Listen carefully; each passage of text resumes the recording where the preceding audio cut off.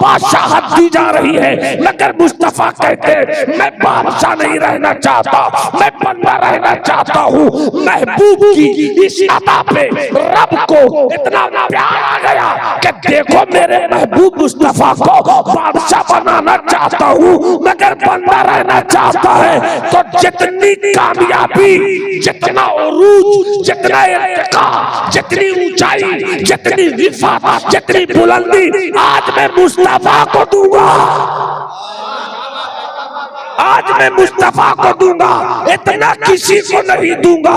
کوئی پہلے آسمان پہ، کوئی دوسرے آسمان پہ، کوئی تیسرے آسمان پہ، کوئی چوتھے پانچویں چھٹے ساتویں پہ، مگر جہاں مکہ ختم ہو جائے وہاں سے میرے مصطفیٰ کی بلندی شروع۔ میں نے قرآن مقدس کی جس آیت کریمہ کی تلاوت کی سعادت حاصل کی، اس پر کوئی شرح و بسط کے ساتھ گفتگو نہیں ہوگی۔ بس اتنا جانیے کہ جس آیت کے ٹکڑے کو میں نے آپ کے درمیان رکھا ہے یہ اللہ کی حمد بھی ہے اور مصطفیٰ کی نعت بھی ہے۔ بے شک ہاں، کچھ لوگوں نے سبحان اللہ کہا، اچھا لگا، سب لوگ کہیں گے بہت اچھا لگے گا۔ سبحان اللہ۔ کچھ لوگوں نے مسکرا کر کہا تھا، سب لوگ مسکرا کر کہیں گے تو اور اچھا لگے گا۔ اسی طرح سبحان اللہ کہیے اور میری باتوں کو آپ سن کر سمجھنے کی کوشش کیجئے، اور جہاں پر سمجھ کے بعد دعوت عمل محسوس کیجئے تو عمل کی طرف بھی آگے بڑھنے کی کوشش کیجئے۔ سبحان الذی اسری بعبدہ، بس میں نے یہیں تک کا ٹکڑا رکھا ہے چونکہ صرف وقت کم، ایک میسج دینا چاہتا ہوں، اللہ کرے میسج دے دوں۔ پاک ہے وہ ذات جو لے گئی اپنے بندے کو، جو ذات پاک ہے وہ اللہ کی ہے، اور اپنے بندے کو لے گئی تو یہاں بندہ سے مراد ایک ہی بندہ ہے، وہ مدینے والے مصطفیٰ ہیں۔ سبحان اللہ، سبحان اللہ۔ تو یہ خدا کی حمد بھی ہو گئی واہ، اور مصطفیٰ جان رحمت کی نعت بھی ہو گئی۔ بے شک رب اپنی حمد خود اپنی زبان قدرت سے پیش کر رہا ہے۔ پاک ہے وہ ذات خود اپنے لیے رب نعرہ تکبیر، نعرہ رسالت، مسلک اعلی حضرت علماء اہل سنت حضرت علامہ نعمان اختر فیق الجمالی زندہ پاک باد۔ ہے وہ ذات، واہ واہ واہ واہ واہ واہ۔ وہ ذات جو لے گئی، آواز بدل گئی، آواز ٹھیک ہی تھی، چینج کر دیا کیا میرے بھائی؟ آواز ٹھیک تھی، کچھ اندر کی آواز کٹ گئی۔ پاک ہے وہ ذات، وہ ذات الہی ہے، واہ، وہ ایسی پاک ذات ہے کہ ہاتھ سے بھی پاک ہے۔ واہ، سبحان اللہ بولتے رہو نا بھائی۔ دیکھو وائز اور خطیب میں فرق ہوتا ہے، وائز بولتا ہے لوگ سنتے ہیں، خطیب بولتا ہے تو لوگ سنتے ہیں، مگر خطیب کی کوشش ہوتی ہے کہ لوگ سنیں۔ تو میں بھی چھوٹا موٹا ایک خطیب ہوں، محبت سے بولیے سبحان اللہ۔ پاک ہے وہ ذات، واہ، وہ ذات ایسی پاک ہے کہ ہاتھ سے بھی پاک ہے، بے شک پاؤں سے پاک ہے، جسم سے پاک ہے، جگہ سے پاک ہے، نیند سے پاک ہے، سونے سے پاک ہے۔ بے شک پاک ہے وہ ذات، تو جو ذات پاک ہے وہ خود کہتی ہے کہ پاک ہے وہ ذات جو لے گئی اپنے بندے کو، عبد کو لے گئی، یہ نہیں کہا کہ روح کو لے گئی، یہ نہیں کہا کہ جسم کو لے گئی، واہ، بلکہ کہا عبد کو لے گئی۔ اور عبد کا معنی بندہ، سب بولو عبد کا معنی، ہر ایک بولے۔ اگر کوئی آپ سے پوچھے کہ عبد کا معنی کیا ہوا تو کیا کہیے گا؟ عبداللہ، کیا معنی ہوا؟ اللہ کا بندہ۔ عبد الرحمن، رحمان کا بندہ۔ عبد الحق، حق کا بندہ۔ عبد کا معنی بندہ، عبد کا معنی بندہ۔ بندہ آپ بھی ہے، بندہ ہم بھی ہیں، علماء بھی بندہ، شورا بھی بندہ، خطبہ بھی بندہ، انجینئر بھی بندہ، پروفیسر بھی بندہ، ہم سب کہتے ہیں کہ ہم اللہ کے بندے ہیں۔ کمال تو یہ ہے بندے کا کہ بندے کا رب کہہ دے یہ میرا بندہ، یہ میرا بندہ ہے۔ عبد ہونا اور ہے، عبدہ ہونا اور ہے، عبد ہونا اور ہے، عبدہ ہونا اور ہے۔ جو صرف عبد ہوتا ہے اس کے جسم سے مکھی بھی نہیں بھاگتی ہے، اور جو عبدہ ہوتا ہے اشارہ کرتا ہے زمین سے تو چاند کا سینہ پھٹ جاتا ہے، اشارہ کرتا ہے زمین سے گیا ہوا سورج واپس آ جاتا ہے، اشارہ کرتا ہے تو لاٹھی اژدہا بن جاتی ہے، اشارہ کر دے تو مردہ زندہ۔ سبحان اللہ زندہ باد۔ پھر ایک بار بولو سبحان اللہ، ذرا مسکرا کے بولو نا سبحان اللہ۔ پاک ہے وہ ذات جو لے گئی اپنے بندے کو، اپنے بندے کو لے جانے والا بولتا ہے کہ ہم لے گئے، اور جانے والا بولتا ہے ہم گئے۔ لے جانے والا بولتا ہے کہ میں لے گیا، اور جانے والا کہتا ہے میں گیا۔ تو جانا بتا رہا ہے کہ عبد گیا ہے، اور جب عبد کہا جائے گا تو صرف روح کا سفر نہیں ہوا، صرف جسم کا سفر نہیں ہوا، بلکہ جسم اور روح جب دونوں آپس مل جائے تو اسے عبد کہتے ہیں۔ مصطفیٰ کا سفر ہوا ہے جسم کے ساتھ بھی اور روح کے ساتھ بھی۔ کچھ لوگ کہتے ہیں صرف روح کا سفر ہوا، تو سوال یہ کہ جب روحی کا سفر ہوا تو میرے مصطفیٰ کی طاقت تو وہ ہے کہ زمین پہ رکھ کے چاند کا سینہ پھاڑ دے، سورج کو بلا لے، یہ کمال ہے میرے مصطفیٰ کا۔ تو جب روحی کا سفر ہونا تھا تو پھر جو سواری براق لائی گئی، اس سواری کی ضرورت کیا تھی؟ یہ سواری بتا رہی ہے کہ میرے مصطفیٰ اس شان سے گئے کہ جسم اور روح کے ساتھ میرے مصطفیٰ کا سفر ہوا۔ یہ بات تو ہو گئی، اب تھوڑا سا آگے بڑھیے۔ عبد ہے، عبد کا معنی سب بولو، عبد کا معنی ذرا بلند آواز سے بولو نا، عبد کا معنی کیا ہے؟ بندہ ہے۔ عبد کہتے کس کو؟ پاک ہے وہ ذات جو لے گئے اپنے بندے کو، تو عبد اسے کہتے ہیں جو اپنے آپ کو رب کی بارگاہ میں بالکل جھکا ہوا پائے، جو رب کی بارگاہ میں جھک جائے اسے کہتے ہیں عبد۔ اور جو جتنا جھکتا ہے اللہ اسے اتنا ہی بلند کر دیتا ہے۔ من تواضع للہ فرفعہ اللہ، جو اللہ کے لیے جتنا جھکتا ہے اللہ کی رحمت اسے اتنا ہی بلند کر دیتی ہے۔ اب ایک حدیث شریف آئی، یا مشکات شریف کی حدیث ہے، سرکار فرماتے ہیں آقا کی بارگاہ میں جبرائیل امین تشریف لائے، آنے کے بعد فرمایا ان اللہ قد سلم علیک، یا رسول اللہ اللہ آپ کو اپنی رحمت کا سلام پیش کرتا ہے۔ سبحان اللہ، اللہ آپ کو اپنی رحمت کا سلام پیش کرتا ہے۔ اور اس کے بعد آگے پر مائک کی پوزیشن بالکل ٹھیک نہیں ہے، اگر میں اپنی طاقت لگاؤں تو سب لڑ جائے گا، اس لیے میں بھی نارمل بول رہا ہوں اور لوگ سن رہے ہیں، اچھی بات ہے۔ یہ دیکھیے خلیفہ حضور عزیز ملت،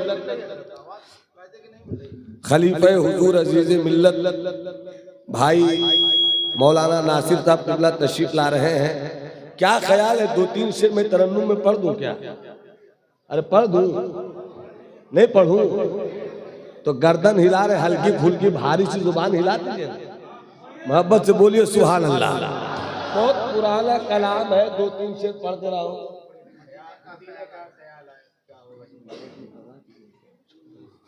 2-3 شعر سناتا ہوں، سنیے۔ دل کا ایوان جب جگمگانے لگے، شعر پیش کرو مولانا فرمائے، دل کا ایوان جب جگمگانے لگے، دل کا ایوان جگمگانے لگے، سمجھو سرکار تشریف لانے لگے، سمجھو سرکار تشریف لانے لگے۔ اور جب بلاوا مدینے سے آ جائے تو، واہ واہ سبحان اللہ، جب بلاوا مدینے سے آ جائے تو سمجھو تم بھی انہیں یاد آنے لگے، سمجھو تم سبحان اللہ سبحان اللہ، یاد آنے لگے۔ جب بلاوا مدینے سے، رفیق انجم صاحب، جب بلاوا مدینے سے آ جائے تو سمجھو تم بھی انہیں یاد آنے لگے۔ سبحان اللہ سبحان اللہ، سمجھو تم بھی انہیں یاد آنے لگے۔ اور عائشہ کو سوئی گمشدہ مل گئی، جب حبیب خدا مسکرانے لگے، جب حبیب خدا مسکرانے لگے۔ پاک ہے وہ ذات جو لے گئی اپنے بندے کو، جو لے گئی اپنے بندے کو۔ بندہ وہ ہوتا ہے جس میں اکڑ نہ ہو، بے شک بندہ وہ ہوتا ہے جس میں گھمنڈ نہ ہو۔ یہ گھمنڈ شیطانی صفت ہے، تواضع یہ بندے کی صفت ہے، بے شک عاجزی یہ بندے کی صفت ہے۔ بے شک، جو جتنا جھکتا ہے وہ رب کا اتنا ہی مقرب ہوتا ہے، جو جتنا جھکتا ہے وہ رب کا اتنا ہی مقرب ہوتا ہے۔ جھکنا سیکھو، اکڑنا مت سیکھو، تواضع سیکھو، گھمنڈ مت سیکھو۔ حدیث شریف ہے، سرکار فرماتے ان اللہ قد سلم علیک، حضرت جبرائیل امین تشریف لائے، آ کر سرکار کی بارگاہ میں فرماتے یا رسول اللہ، اللہ آپ کو سلام رحمت بھیجتا ہے، وَقَدْ خَيَّرَكَ أَن تَكُونَ الْعَبْدَ أَمْ الْمَلِكِ، اور اللہ آپ کو اختیار دیتا ہے۔ علیہ کی توجہ، خطا ہو تو عطا ہو جائے اور اچھی بات ہو تو دعا ہو جائے۔ اس لئے کہ میں نے بزرگوں سے سنا ہے کہ اسٹیج پر بیٹھنے کا اسی کو ہے جو اسٹیج کو زندہ رکھے، اور زندگی دونوں طرح سے ملتی ہے، خطا ہو تو عطا ہو جائے اور اچھی بات ہو تو دعا ہو جائے۔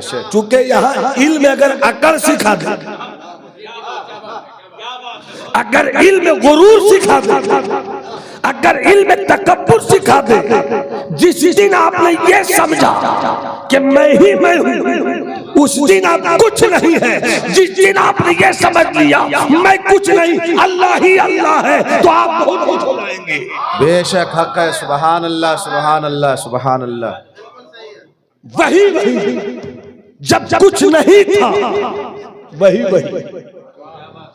جب سب کچھ ہے، وہی جب کچھ نہیں ہوگا، وہی وہ تھا، یہ صرف سمجھانے کے لیے ہے، مگر جب لفظ تھا بھی نہیں تھا،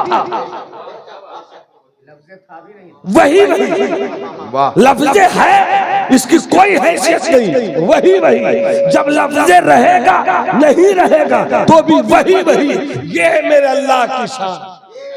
بے شک، تو جو جتنا جھکتا ہے اتنا بلند ہوتا ہے۔ جبرائیل امین آئے، فرماتے ہیں یا رسول اللہ، اللہ نے آپ کو اختیار دیا ہے۔ بے شک حق ہے، اللہ نے آپ کو اختیار اختیار دیا ہے، پاور دیا ہے۔ کس چیز کا اختیار؟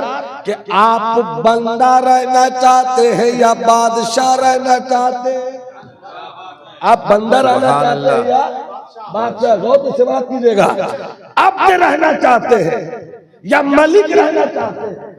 چونکہ ملک پرغرور ہوتا ہے، بادشاہ گھمنڈی ہوتا ہے، اور بندہ یہ گھمنڈی نہیں ہوتا. سرے پرغرور کو پڑھا لکھا جملہ دے رہا ہوں، سرے پرغرور کو ہمیشہ فٹ بال بنا کر اڑایا گیا ہے، جبین نیاز کو ہمیشہ رب نے بلندی، ہمیشہ عروج بخشا ہے، ہمیشہ ارتقا بخشا ہے. اس لیے بندے کا کام یہ ہے کہ وہ جھک کے رہے. بے شک 10 بیٹوں کے باپ ہے تو کیا ہوا؟ جھک کے رہیے. کروڑ پتی ہے تو کیا؟ جھک کے رہیے. غریب ہے تو کیا؟ جھک کے رہیے. امیر ہے تو کیا؟ جھک کے رہیے. مالدار ہے تو کیا؟ جھک کے رہیے. اس لیے کہ آپ جتنا جھک کر رہیں گے اتنی ہی بندگی کا حق ادا ہوتا رہے گا، اتنا ہی بندگی کا حق ادا ہوتا رہے گا. تو سرکار نے فرمایا جبرائیل آئے، مجھ کو سلام بھیجا، پھر فرمایا کہ اللہ نے آپ کو اختیار دیا ہے، آپ بندہ رہنا چاہتے ہیں یا بادشاہ رہنا چاہتے ہیں. روایت میں حدیث شریف میں کہ وہیں پر حضرت میکائیل علیہ السلام تھے. آقا نے حضرت میکائیل کی طرف ایسے دیکھا کل مستشیر لہو، جیسے کہ ان سے مشورہ لے رہے ہو. اے حضرت میکائیل، رب نے مجھ کو تو اختیار دے دیا ہے، میں دونوں میں جو چاہوں رہوں، بندہ چاہوں تو بندہ رہوں، ملک چاہوں تو ملک رہوں، بادشاہ چاہوں تو بادشاہ رہوں. آپ کی کیا رائے ہے میکائیل؟ آپ کیا کہتے ہیں؟ پتا چلا حدیث کے اس تیور سے کہ اگر کوئی بڑا ہو تو اس کو بھی چاہیے کہ جب کوئی اہم مسئلہ آ جائے تو چھوٹوں سے مشورہ لے لیا، چھوٹوں سے مشورہ لے لیا کرے. یہ نہیں کہ بیٹا بڑا ہو گیا پھر بھی باپ صاحب بنے ہوئے ہیں کہ تو کیا بات کرے گا میرے سامنے کا پیدا، تیری کیا اوقات ہے میرے سامنے تو پیدا ہوا. نہیں، ارے سامنے پیدا ہوا تو کیا ہوا؟ اب وہ 6 مہینے کا نہیں ہے، اب وہ 1 سال کا نہیں ہے، اب اللہ نے اسے شعور کی دولت سے مالا مال کر دیا ہے. جب بھی معاشرے میں، سوسائٹی میں، محلے میں، بستی میں، آبادی میں کوئی میٹنگ ہو، کوئی مسئلہ ہو تو جو بھی مشورہ دینے کے لائق ہو اس سے مشورہ لیا. سرکار نے مشورہ لیا حضرت میکائیل سے کہ آپ کیا کہتے ہیں؟ رب نے تو اختیار دے دیا ہم کو، آپ کیا کہتے ہیں؟ بندہ رہوں یا بادشاہ، عبد رہوں یا ملک رہوں؟ تو ادھر حضرت میکائیل نے ہلکی زبان میں اشارے میں کہا کیا ملکوتی تیور ہو، کیا نورانی ادا ہو، کیا میکائیلی تیور ہو. اشاروں میں سرکار مشورہ لے رہے ہیں تو دے رہا ہوں. اب بادشاہ نہیں، اب سرکار فرماتے میں بندہ رہنا چاہتا ہوں. سبحان اللہ بولو، ذرا ایک بار ہاتھ اٹھا کے بولو سبحان اللہ. کچھ لوگوں کے ہاتھ اٹھتے سب کے اٹھ جائیں تاکہ مزہ آ جائے. ہاتھ اٹھا کر بولو سبحان اللہ. عبد رہنا چاہتا ہوں. اب توجہ چاہوں، مصطفیٰ نے کہا میں عبد رہنا چاہتا ہوں، میں بندہ رہنا چاہتا ہوں. جیسے ہی مصطفیٰ کو رب نے اختیار دیا تھا، ہر کوئی بادشاہ بننا چاہتا ہے. 1 لاکھ والا چاہتا ہے 5 لاکھ کیسے آ جائے، 5 لاکھ والا چاہتا ہے 1 کروڑ کیسے ہو جائے، 1 کروڑ والا چاہتا ہے 10 کروڑ کیسے ہو جائے، ایم ایل اے چاہتا ہے منتری کیسے ہو جائے، منتری چاہتا ہے چیف منسٹر کیسے ہو جائے، ایم پی چاہتا ہے کہ ہم کس طرح سے ملک کے منترالے میں قبضہ جما لیں، ہر کوئی چاہتا ہے کہ ہم پرائم منسٹر ہو جائے، ہر کوئی بڑا ہونا چاہتا ہے. مصطفیٰ کو مصطفیٰ کے خدا نے کہا تو تھا عبد رہنا چاہتے ہیں یا بادشاہ رہنا چاہتے ہیں. بادشاہت کی لڑائی ہوتی ہے، بادشاہت کے لیے جنگ ہوتی ہے، بادشاہت کے لیے بموں کی بارش ہوتی ہے، بادشاہت کے لیے سرحدوں پہ قبضہ ہوتا ہے، مگر وار مصطفیٰ بادشاہت دی جا رہی ہے، مگر مصطفیٰ کہتے میں بادشاہ نہیں رہنا چاہتا، میں بندہ رہنا چاہتا ہوں۔ محبوب کی اس عطا پہ رب کو اتنا پیار آ گیا کہ دیکھو میرے محبوب مصطفیٰ کو بادشاہ بنانا چاہتا ہوں مگر بندہ رہنا چاہتا ہے، تو جتنی کامیابی، جتنا عروج، جتنا ارتقاء، جتنی اونچائی، جتنی رفعت، جتنی بلندی آج میں مصطفیٰ کو دوں گا، آج میں مصطفیٰ کو دوں گا، اتنا کسی کو نہیں دوں گا۔ کوئی پہلے آسمان پہ، کوئی دوسرے آسمان پہ، کوئی تیسرے آسمان پہ، کوئی چوتھے پانچویں چھٹے ساتویں پہ، مگر جہاں مکہ ختم ہو جائے وہاں سے میرے مصطفیٰ کی بلندی شروع۔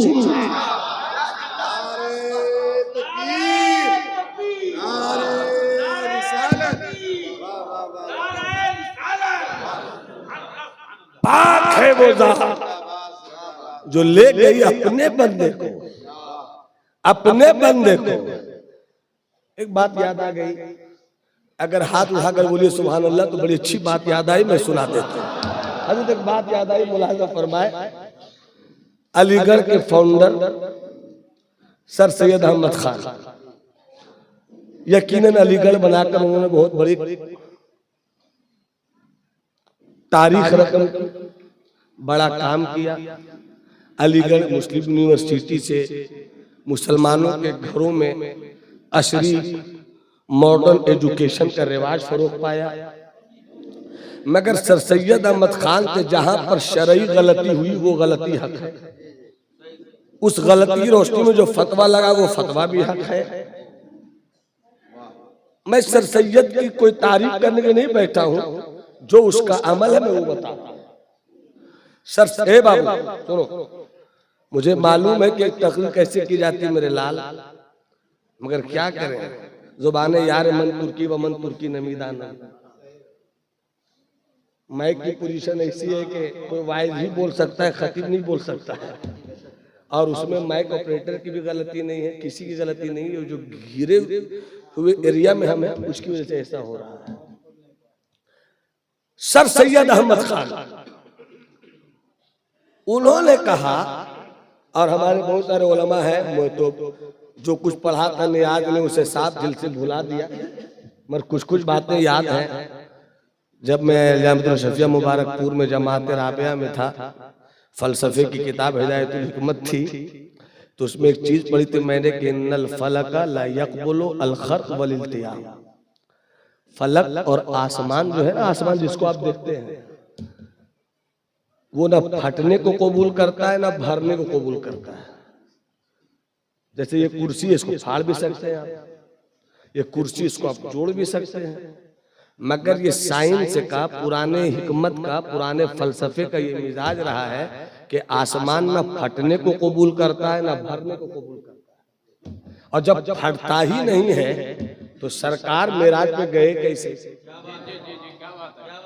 سرکار معراج پر گئے کیسے؟ جب گئے تو پھٹا، اور یہ فلسفے کے نزدیک، سائنس کے نزدیک بات طے ہے کہ وہ پھٹے گا ہی نہیں، اور جب پھٹے گا نہیں تو سرکار گئے نہیں۔ تو جو لوگ یہ کہتے کہ جسم کے ساتھ گئے اس کی بات غلط ہے، یہ سر سید نے کہا۔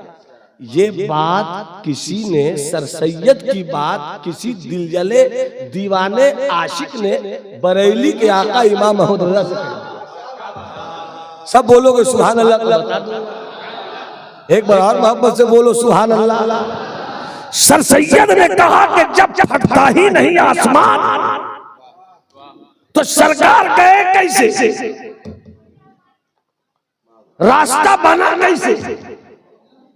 اب وہ بھی دوسرے آسمان پر نہیں، تیسرے پر نہیں، چوتھے پر نہیں، کہاں پہنچا دیا؟ کسی دل جلے نے بریلی والے آقا سے کہا، آقا، مجدد آقا، متکلم آقا، مناظر آقا، عاشق آقا، صوفی آقا، اے امام احمد رضا، آپ احمد رضا ہیں، وہ احمد ہے، سر سید احمد، وہ تو کہتا ہے کہ آسمان پھٹا نہیں، تو جب تک پھٹے گا نہیں تو کوئی جائے گا نہیں. تو یہ بات سمجھ میں آئی نہیں، یہ بات سمجھ میں آئی نہیں. اس کو، اس جملے کو سب بولو، یہ بات سمجھ میں آئی نہیں. سب بولو تاکہ اگلی بات جا کر لگ جائے. یہ بات سمجھ میں، سر سید نے کیا کہا؟ کیسے گئے؟ نہیں جا سکتے، پھٹے گا تب جائیں گے. کیسے گئے؟ یہ بات سمجھ میں آئی نہیں. تو بریلی والے آقا سے جب بتایا، آقا نے مسکرا کر کہا، کیا کہا سر سید نے؟ بات سمجھ میں نہیں آئی. کہا تو کہا اسی کا نام تو معجزہ ہے، اسی کا نام معجزہ ہے. جو سمجھ میں آ جائے اسے معجزہ نہیں کہتے.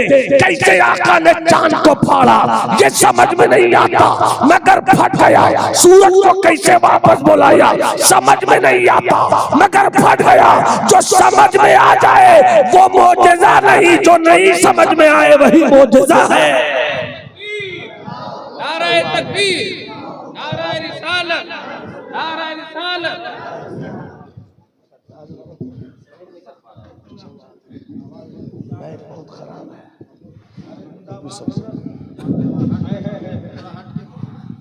ہٹ کے بولو تو اور ہٹ جائیں گے.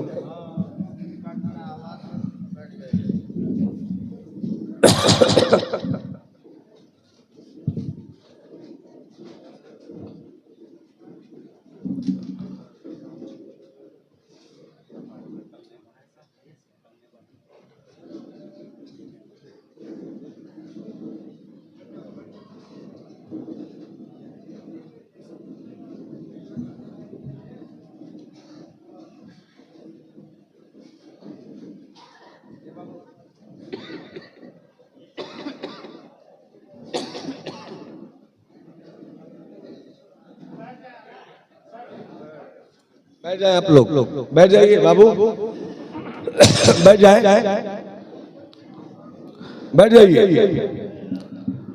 میں نے تھوڑی دیر پہلے آپ سے کہا تھا کہ انشاءاللہ العزیز تھوڑی ہی دیر کے بعد جماعت اہل سنت کا وہ باوقار انسان، حضور عزیز ملت کی پاکیزہ فکروں کا باوقار امین، شہزادہ حضور حافظ ملت، قبلہ حضور عزیز ملت حضرت علامہ عبدالحفیظ صاحب مدد ذلہ العالی مشیخت اور علمی تنتن و تمطراق کے ساتھ منبر نور پر جلوہ بار ہوں گے.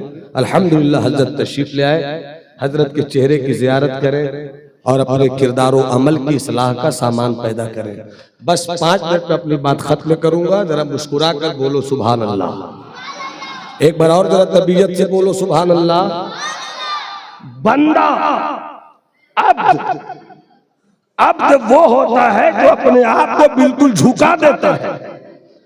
جہاں اکڑ ہو وہاں بندگی نہیں ہوتی، جہاں غرور ہو وہاں بندگی کا تصور نہیں ہے. اسی لیے بندگی کی مثالوں میں سب سے بہترین مثال ہے نماز.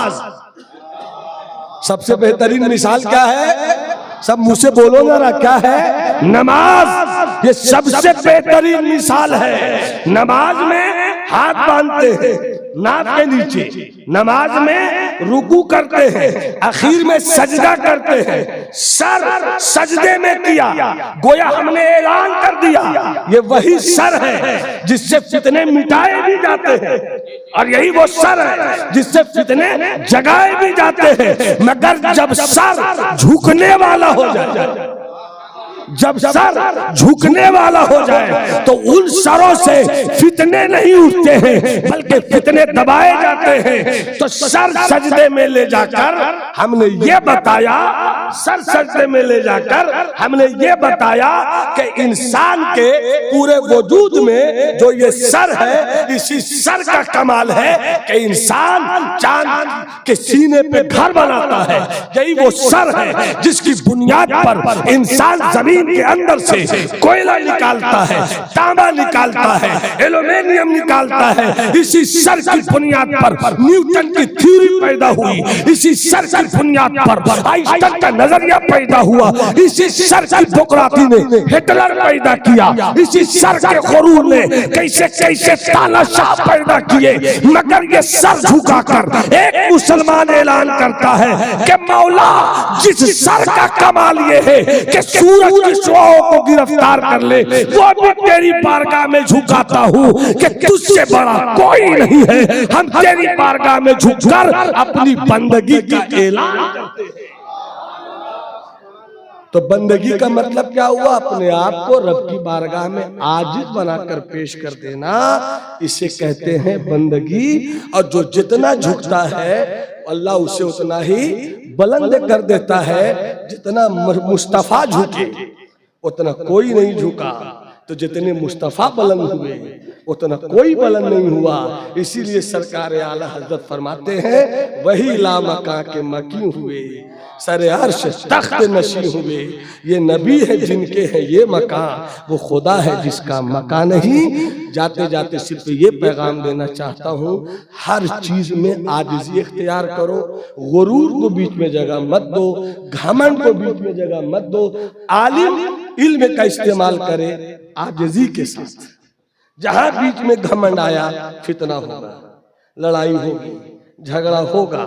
جو نفس کو مٹا دے وہ صرف عالم نہیں ہوتا، حقیقت میں وہی صوفی ہوتا ہے، وہی پیر طریقت ہوتا ہے۔ الحمدللہ ثم الحمدللہ، اس وقت بھارت کی سرزمین پر ایک ایسا مرد قلندر جس وقت آپ کے پیش نظر ہے، مرشد خلافت ہے ہمارے حضور عزیز ملت۔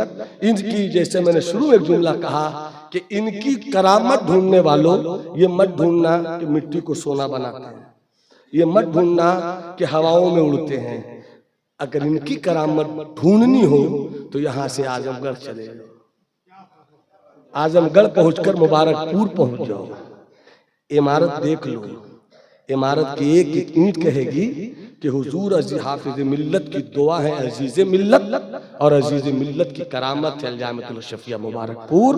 آج ہم اسی مرد درویش کی زیارت کر رہے ہیں۔ اللہ ایسے باوقار سچے اہل سنت کے باوقار نمائندوں کو سلامت رکھے۔ ان دو آزمن بس قدوسیہ بس جملہ جہاں آمین بات، وہیں مخدوم ابن مخدوم کی صورت میں حضور نعیم ملت جلوہ بار ہے۔